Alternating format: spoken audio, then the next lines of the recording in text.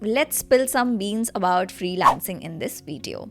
See, if you're a fresher in college and if you want to make some money from freelancing, it's understood that you want to make some bucks. But if you're leaving your job just to get started with freelancing because you have seen some random video on YouTube, it's not the right approach to do that.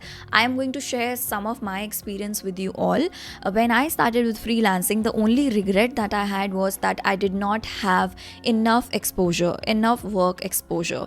I think the exposure that you get from the job, it's very different and it's very valuable as well. Maybe you are already doing a job and you're not liking your workplace, then you can switch to another job, right? But why are you making this big career move? So when you watch these videos, you have to first understand that your circumstances and their circumstances could be different, right? And their priorities could be different. Earlier, back in the time, a lot of people who were doing freelancing were, I think, women who got married and they were not able to make that work-life balance, so they started with freelancing.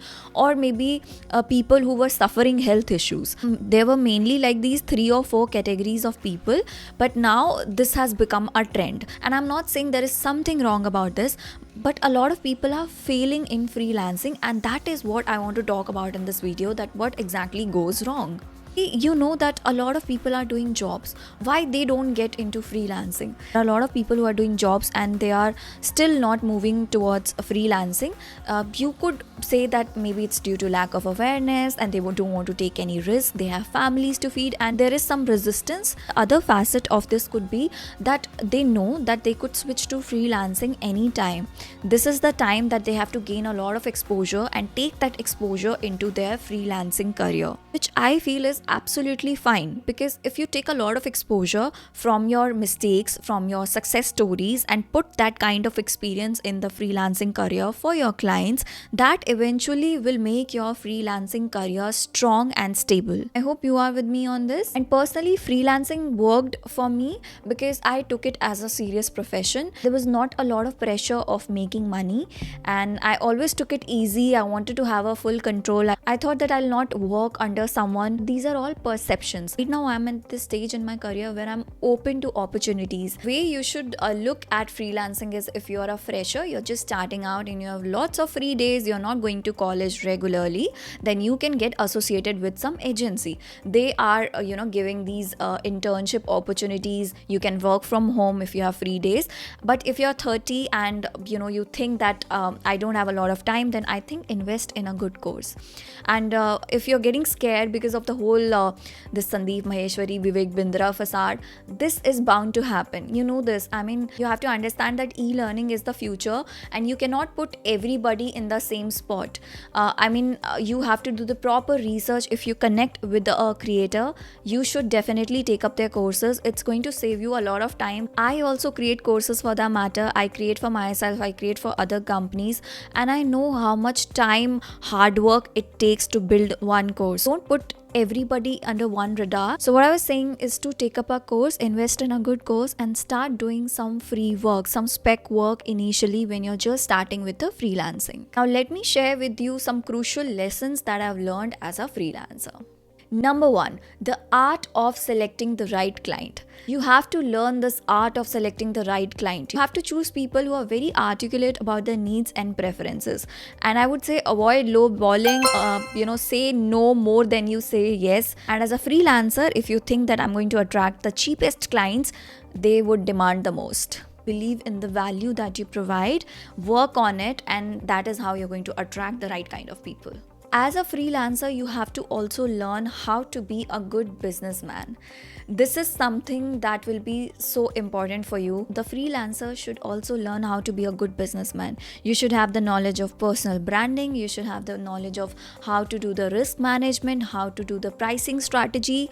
These are the qualities of a businessman that must be there in a freelancer in order to have a successful freelancing business. Number 3 is diversify your clients. I always talk about how to find clients on Instagram, LinkedIn, Quora, all these platforms, because actually the clients are present, the good quality clients that you will find on these platforms only. And you should know how to diversify your client base. You should also have high ticket clients, premium clients, then clients who are paying you average. So have a balance of everything. It's very important to create a freelance portfolio at the beginning of your journey. And if you ask me, do you need a website, then I would say that there is no question about it. Even if you are not a freelancer, I would say in today's age and time, everybody should have a website.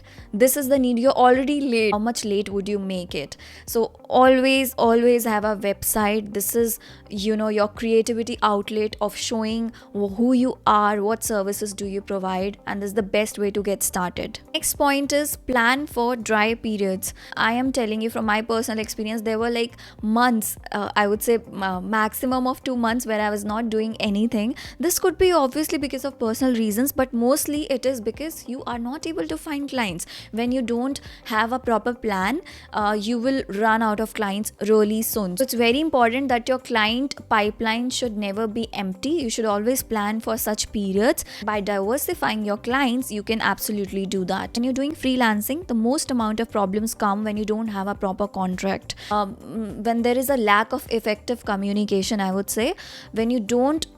When both the parties are not clear about the deliverables, about the deadlines, it is going to cause a problem, and sometimes it can go legal as well. So in order to just remove that stress, that burden, you should always have a proper contract, freelance contract. And when it comes to payment, you should always take 50% of the amount in advance and 50% later. Sometimes what people do is they take the second installment also in advance before delivering the work. So that is just to put yourself in a safe spot. But I can understand that as a beginner you cannot put that kind of conditions. Once you have a strong brand, once you have that kind of presence, once your work is popular, you definitely can set these standards as well. But initially when you're just starting out, I would say that you should always take 50% of payment in advance and 50% after the delivery of the work. And as a freelancer, you should also learn how to balance your life, how to have a work-life balance. So when you're just a beginner, you can collect a lot of reviews and testimonials by doing a free work. That is when you should entertain your family. If you do it properly, you both are smart professionals, then I feel that you can collect a lot of referrals and you can build so many testimonials just on that. And last but not the least, you should take the help of automation. You should learn how to automate your business. In this era, this is something that every freelancer is doing. You should automate most of your tasks. It's so important as a freelancer to know what are the tools that you can use. Business automation, the knowledge of business automation tools is very important. Everything is available. You don't have to be a technical person. There are no code tools available for you, so you can take the help of those tools. So these were some important lessons that I learned as a freelancer, and I hope it helped. We are also going to talk about how to create a freelance contract in the next video. And yeah, if you're enjoying these value nuggets, please make sure to subscribe. Thank you.